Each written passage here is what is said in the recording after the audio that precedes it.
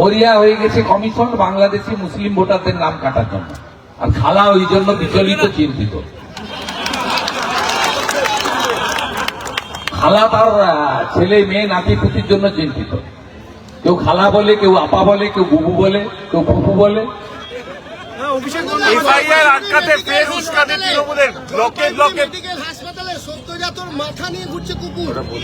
ভয়ঙ্কর চিত্র, ওই ছবি দেখা যায় না, আমি অনেক আগে পেয়েছি সকালে।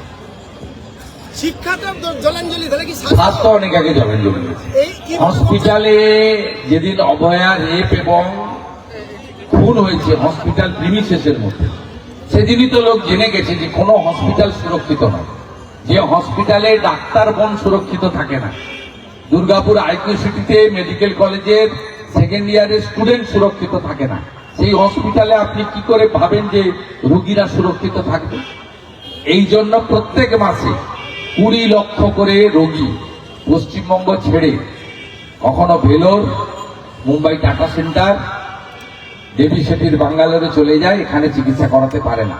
তাদের টাকা দিয়ে করাতে হয়, তার কারণ উনি আয়ুষ্মান ভারত এখানে চালু করেননি।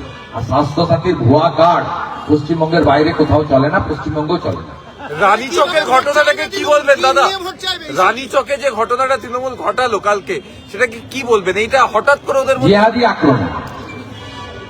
শিডিউল কাস্ট পাড়াতে রাত্রি 12:30টার সময় ঢুকে জিহাদি আক্রমণ হয়েছে। জিহাদি আক্রমণ হয়েছে এবং পুলিশ সুযোগ করে দিয়েছে। তফসিলি মায়েদেরকে অত্যাচার করেছে, 5 জন হসপিটালে গেছেন, 1 জন এখনো ভর্তি আছে। ওটা কমপ্লিটলি শিডিউল কাস্ট এলাকা, হরিজন পাড়া, যাদেরকে আমরা প্রণাম করি, শ্রদ্ধা করি। তাদের উপরে আক্রমণ করেছে, এটা জিহাদি জঙ্গিদের আক্রমণ।